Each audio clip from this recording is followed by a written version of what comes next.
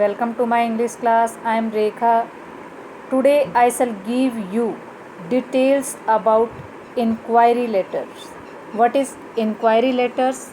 How to write inquiry letters? Why do we need to write an inquiry letters? I want to give you detailed information about that. तो so please बच्चों carefully आप देखेंगे इस चीज़ को कि कैसे हम इंक्वायरी लेटर लिखते हैं, क्योंकि इंक्वायरी हमें बहुत सारी चीज़ों की करनी पड़ सकती हैं। वो क्या हो सकती हैं? फर्स्ट ऑफ ऑल मैं आपको बताना चाहूँगी कि हम इंक्वायरी किन चीज़ों को लेकर के कर सकते हैं। तो सबसे पहले हम सपोज़ करो आप 10th क्लास पास आउट कर चुके हैं, तो आप किसी भी कोर्स की डिटेल मांग सकते हैं, किसी भी यूनिवर्सिटी से, किसी इंस्टीट्यूशन से या एनी अदर जो आपको लगता है कि एक एजुकेशनल इंस्टीट्यूशन है, वहाँ से आप ले सकते हैं। तो इंक्वायरी बच्चों आप किसी थिंग की कर सकते हैं। मान लो कोई भी चीज़, आप एक दुकानदार हैं, कोई चीज़ ख़रीदना चाहते हैं तो थिंग्स से रिलेटेड आप इंक्वायरी मांग सकते हैं, किसी जो होल सेलर होता है या उससे भी मांग सकते हैं, या फिर बुक्स परचेज़ करना चाहते हैं, बुक्स की इंक्वायरी लेना चाहते हैं तो वो उस बारे में भी आप लिख सकते हैं। कई बार आप डिटेल्स ले सकते हैं, टैरिफ ऑफ होटल्स की टैरिफ के बारे में भी आप डिटेल्स लेना चाहें तो वहाँ पर भी आप ये इंक्वायरी लेटर लिखेंगे, इंक्वायरी मांगेंगे पूरे होटल्स के बारे में, टैरिफ्स के बारे में। एंड ऑफ कई बार क्या होता है, आप मॉक टेस्ट में इन्वॉल्व होना चाहते हैं, मॉक टेस्ट देना चाहते हैं, तो उस टेस्ट से रिलेटेड भी क्या करना चाहते हो, आप कोई इंक्वायरी लेना चाहते हो तो उस टाइम भी आपको ये लेटर लिखना पड़ सकता है। तो फर्स्ट ऑफ ऑल बच्चों जो मैंने आपको बताया है, जैसे कि लेटर टू एडिटर में भी और how to write placing order, उन दोनों के अंदर जैसा कि मैंने आपको बताया है कि सबसे पहले हमें क्या राइट डाउन करना होता है। सबसे पहले हमें राइट डाउन करना होता है सेंडर्स एड्रेस। यहाँ पर आप देख सकते हैं सेंडर का एड्रेस लिखना है। सेंडर का एड्रेस आपको 3 लाइंस में लिखना है। उसका सबसे पहले आप क्या लिखेंगे, उसका जो हाउस नंबर, जो मकान हाउस नंबर लिखना होता है, उसके बाद कॉलोनी लिखनी होती है, उसके बाद सिटी का नेम लिखना होता है। तो ये 3 थिंग्स आप लिखेंगे यहाँ पर। नेक्स्ट बच्चों आप क्या करेंगे, 1 लाइन ड्रॉप कर देंगे। ड्रॉप के बाद आपको डेट लिखना है। आप वहाँ पर DATE डेट नहीं लिखेंगे, आप सीधा क्या करेंगे, जैसे 14 जो भी आपकी डेट है, सपोज करो आप 13 डेट है आज, टुडे 13/5/20, यहाँ पर ऐसे डेट लिखनी है आपने, न कि आप DATE डेट लिखोगे। तो इस चीज़ का आपने ध्यान रखना है कि डेट जैसे ही आप राइट डाउन करो तो आपको इस फॉर्म में राइट डाउन करना है। प्लीज़ ये चीज़ ध्यान रखनी है आपने। नेक्स्ट में आप क्या करेंगे, डेट लिखने के बाद 1 लाइन फिर ड्रॉप कर देंगे। उसके बाद आपका 3 लाइंस के अंदर रिसीवर्स एड्रेस आ जाएगा, रिसीवर्स भी आ जाता है, और इस चीज़ को आप एड्रेस भी बोल देते हैं। एड्रेसेस मीन जिसको हम एड्रेस कर रहे हैं, रिसीवर्स एड्रेस या एड्रेस कोई भी लिख सकते हैं इसमें से आप। सबसे पहले ये मैं आपको ये बताना चाहूँगी कि ये हम किसको लिखेंगे, एड्रेस ये किसी भी मैनेजर को हो सकता है, इंस्टीट्यूशन के मैनेजर को, कॉलेज या फिर ओनर को हो सकता है, या प्रिंसिपल को हो सकता है कॉलेज के, या किसी भी एडमिनिस्ट्रेशन जो इंचार्ज होता है, एडमिनिस्ट्रेटर्स जो इंचार्ज होता है उसको लिख सकते हैं आप, अगर आप किसी भी इंस्टीट्यूशन के बारे में इंक्वायरी निकालना चाहते हैं। तो अगर आप इंक्वायरी नहीं निकालना चाहते, आप किसी थिंग्स को लेकर के लेटर राइट डाउन कर रहे हैं, तो उस टाइम आप सप्लायर लिख सकते हो, या कोई मैनेजर आ सकता है वहाँ पर, कोई शॉप का या होलसेल जो शॉप होती है वहाँ का। ये भी 3 लाइंस में आपको लिखना है। जैसे कि आप द मैनेजर लिखते हैं, उसके बाद उसका जो इंस्टीट्यूशन है उसका नाम लिखते हैं, उसके बाद नीचे आप क्या लिखेंगे, सिटी का नेम लिखेंगे। फर्दर बच्चों आपने क्या करना है, फर्दर आप सब्जेक्ट राइट डाउन करेंगे। Subject mean inquiry about course के बारे में हो सकता है, जो भी आपका सब्जेक्ट रहेगा लेटर, जैसा कि आपके एग्ज़ाम के अंदर आता है, वो आप उसके अकॉर्डिंग लिखेंगे सब्जेक्ट। इंक्वायरी फॉर कोर्सेज हो सकता है, इंक्वायरी फॉर एडमिशन हो सकता है, +1 2 में भी हो सकता है, या इंक्वायरी फॉर परचेजिंग थिंग्स हो सकता है, इंक्वायरी फॉर मॉक टेस्ट हो सकता है। तो इस तरह की जो भी आपका सब्जेक्ट है वो यहाँ पर राइट डाउन करेंगे। ये सब्जेक्ट ज़्यादा बड़ा आपने नहीं लिखना है, लेंथी नहीं लिखना है, आपको 5-6 वर्ड्स मैक्सिमम है, मिनिमम 3-4 ही लिखने हैं। तो आगे बच्चों आपने क्या करना है, 1 लाइन आप फिर ड्रॉप कर देंगे। नेक्स्ट आपको सैल्यूटेशन लिखना होता है। सैल्यूटेशन में आप अगर रिस्पेक्टेड सर या मैडम लिख देते हैं तो ठीक है। तो बेस्ट है, दी बेस्ट है। बट अगर आप सर या मैडम भी राइट डाउन कर देते हैं तो आप राइट हैं, रॉन्ग नहीं हैं। अगर आप किसी भी पर्सन को जानते हो जो ऑन द पोस्ट उस समय जो मैनेजर है कौन है, अगर मेल है फीमेल है, मेल है तो सर लिखना, फीमेल है तो मैडम लिख देना। बट अगर आपको पता नहीं है तो आप दोनों ऐसे स्लैश डाल के लिख सकते हैं। उसके बाद बच्चों जो कंटेंट होता है, कंटेंट में आपको क्या करना होता है वो सब चीज़ें मैं आपको एक ब्लैंक पेज यहाँ पर ले रही हूँ। ब्लैंक पेज में आपको इसकी पूरी इन्फॉर्मेशन दे रही हूँ कि कंटेंट के अंदर हमें क्या करना होता है। कंटेंट भी बोल देते हैं इसको, बॉडी भी बोल देते हैं। कंटेंट या बॉडी में आपको क्या लिखना होता है सैल्यूटेशन के बाद, सबसे पहले इंट्रोड्यूस योरसेल्फ, इंट्रोड्यूस करना होता है आपको। इंट्रोड्यूस मीन्स क्या है कि आप अपने बारे में बताओगे कि माई सेल्फ आई एम स्मृति या आई एम सोनिया या आई एम मीना, जो भी आपका नाम है वो बताओगे। उसके बाद आपको पर्पस लिखना होता है कि किस पर्पस से आप लेटर लिख रहे हो, किस पर्पस से आप लेटर लिख रहे हो, लेटर लिखने का आपका पर्पस बताना है। उसके बाद बच्चों आपको क्या करना है, डिटेल्स ऑफ द टॉपिक, जो भी पर्पस है आपका उसकी डिटेल्स आपने मतलब लेनी है। वहाँ से इंक्वायरी करेंगे तो डिटेल्स लेंगे, देंगे नहीं, लेंगे। जब आपका पर्पस किसी भी चीज़ की इंक्वायरी करना है तो आप डिटेल्स लेंगे, वहाँ से डिटेल्स मांगेंगे उससे। और उसके बाद आपको क्या करना है बच्चों, कंक्लूड निकालना है कि हम उस चीज़ के लिए डिसीज़न ले चुके हैं। तो आपको क्या करना है, नेक्स्ट स्टेप पे आपका कंक्लूज़न होना चाहिए। कंक्लूज़न में आप ये बताएंगे कि हमें आपका प्रोडक्ट अच्छा लगा या जैसे भी हम लेना चाहते हैं या नहीं लेना चाहते हैं, जो भी आपकी थिंकिंग है वो यहाँ पर बताएंगे। नेक्स्ट बच्चों आपको आ जाता है कॉम्प्लीमेंट, जो कॉम्प्लीमेंट्री क्लोजिंग करेंगे आप। कॉम्प्लीमेंट्री क्लोजिंग में क्या करना है आपको अच्छे अच्छे कॉम्प्लीमेंट देने हैं। कॉम्प्लीमेंट्री क्लोजिंग के अंदर कॉम्प्लीमेंट आपको अच्छे अच्छे देने हैं और उसके बाद आपको सेंडर्स का नेम या एड्रेस वगैरह यहाँ पर नोट कर देना है। लेफ़्ट हैंड साइड में, लेफ़्ट साइड में आपको इसको नोट करना है, ये चीज़ ध्यान रहे। ये आपका जो ब्लैंक पेज पे मैंने समझाना था वो समझा दिया है। अब मैंने यहाँ पर कुछ कॉमन लाइनें यहाँ पर सिलेक्ट की हुई है कि कोई भी अगर लेटर आता है तो आप ये चीज़ें राइट डाउन कर सकते हैं। तो सो प्लीज़ इनको आप याद करके रखें, ताकि कोई भी किसी भी चीज़ की इन्फॉर्मेशन के लिए लेटर आता है, इंक्वायरी के लिए आता है, तो आप यही चीज़ें वहाँ पर राइट डाउन करें। जैसा कि मैंने आपको बताया कि सबसे पहले आप क्या करेंगे, आप अपने बारे में इंट्रोडक्शन देंगे। आई एम स्मृति, यहाँ पर लिखा है कि आई एम स्मृति, मैं स्मृति हूँ, और स्टूडेंट ऑफ 10th क्लास की, मैं कौन सी क्लास की स्टूडेंट हूँ, 10th क्लास की।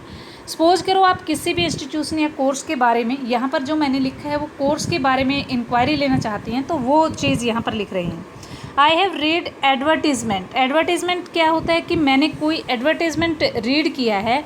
यहाँ पर आप एडवर्टीज़मेंट जिसमें से रीड किया है, आप न्यूज़पेपर का नेम लिखेंगे जो मैंने ब्लैंक छोड़ा हुआ है। न्यूज़पेपर नेम लिखने के बाद डेटेड ऑन, किस डेट को आपने न्यूज़पेपर में वो एडवर्टीज़मेंट रीड किया वो लिखेंगे। रिगार्डिंग अ कोर्स, आप कोर्स के रिगार्डिंग वो एडवर्टीज़मेंट पढ़ा है, यहाँ पर ऑफ लगाएंगे। अगर कोर्स का नेम यहाँ पर लिख रहे हैं, नेम लिखना है आपको, कोर्स का नेम लिखना चाहते हैं तो ऑफ लगाएंगे। इन आपको कब लगाना है, जब आप कोर्स के अंदर की डिटेल लेना चाहते हैं। If you want to get any details, internal details of the course. तो यहाँ पर बच्चों ये ध्यान रहे, यहाँ पर इन और ऑफ के बाद आपको क्या राइट डाउन करना है, यहाँ पर राइट डाउन करना है आपको कोर्स का नेम। अगर इंटरनल डिटेल चाहते हैं तो आप इन लगाएंगे इसके साथ, वरना ऑफ।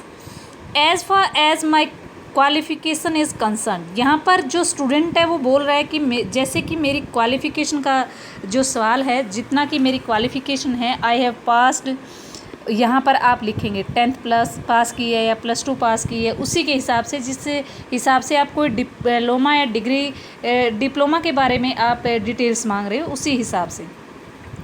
सपोज करो यहाँ पर I have pass 10th class with flying colours. Flying colours means यहाँ पर कोई कलर नहीं आए हैं, flying colours means with good marks, अच्छे मार्क्स से मैंने पास की है। Now I am looking for a good career course, और वो स्टूडेंट बता रहा है कि मैं अब गुड करियर कोर्स करना चाहता हूँ ताकि मेरे करियर को आगे बढ़ा सकूँ। Really I was so keen to purchase such a course, मैं वास्तव में ही आपके इस कोर्स जो उसने ऊपर बताया उसी के बारे में बता रहे कि सच कोर्स को पाने के लिए कीन थी, मैं काफ़ी परस्यू करना चाहती थी। बट बट क्या होता है बच्चों, before that I would like to know the following details with respect to this course. तो वो कह रहे कि मैं सबसे पहले ये फॉलोइंग डिटेल्स जानना चाहती हूँ।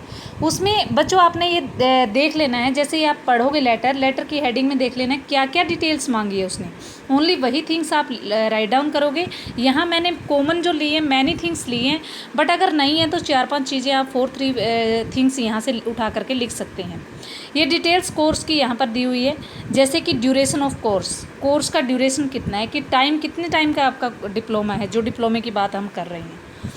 The charges for total courses and total fee of the course, charges मांग सकते हैं कि कितना चार्जेस हैं, टोटल फ़ी कोर्स के मतलब कितना रहेगा, आपका जो फ़ी कितनी रहेगी टोटल कोर्स की, वेदर डे और इवनिंग टाइम कौन सा है, वेदर रिकॉग्नाइज्ड और नॉट, जो आप डिप्लोमा करवा रहे हैं वो किसी रिकॉग्नाइज्ड इंस्टीट्यूशन से हो रहा है या नहीं हो रहा है। तो ये सब चीज़ें वो क्या करना चाहता है, जानना चाहती है जो स्मृति जो यहाँ लेटर लिख रही है।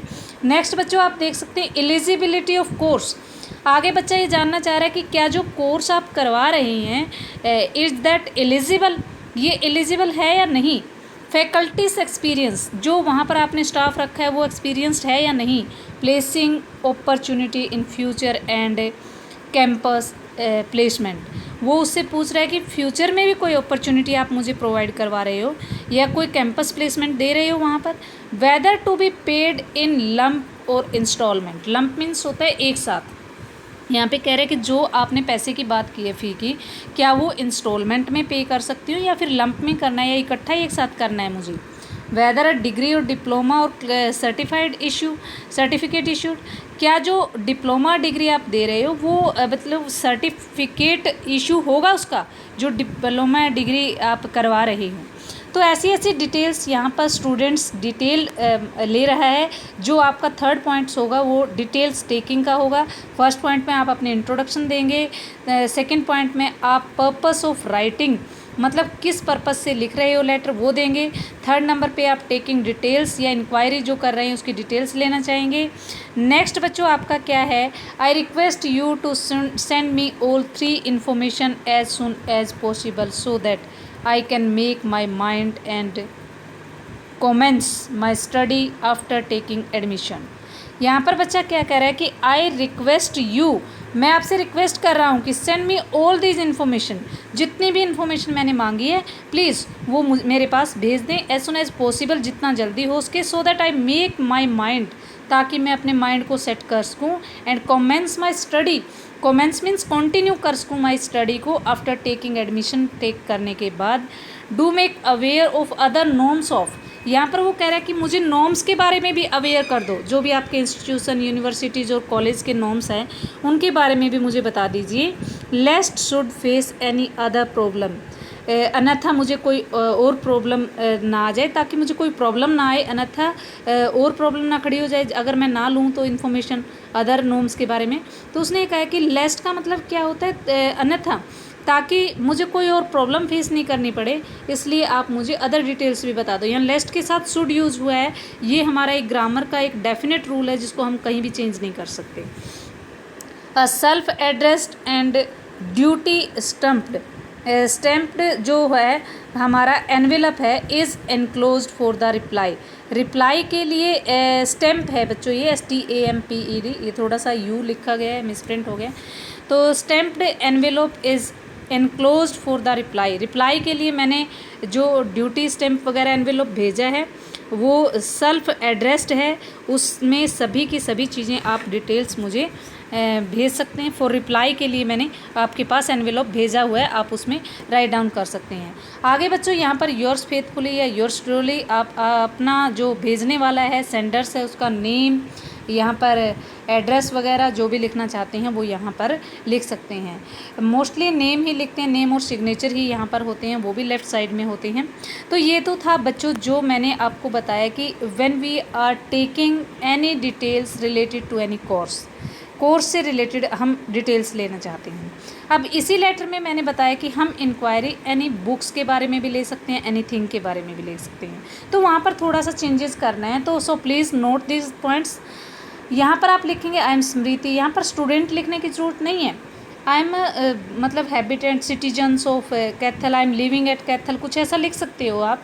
आई रीड, ये लिख सकते हो। I have read the advertisement in newspaper dated on, यहाँ पर डेटेड ऑन तक रिगार्डिंग अ कोर्स की जगह आप यहाँ पर रिगार्डिंग आपकी थिंग का नेम लिख सकते हो। यहाँ पर जो भी थिंग आप परचेज़ करना चाहते हैं, बुक्स आपने पढ़ी है, बुक्स एडवर्टीजमेंट में पढ़ा है बुक्स के बारे में, तो यह बुक्स या थिंग यहाँ पर लिख सकते हैं।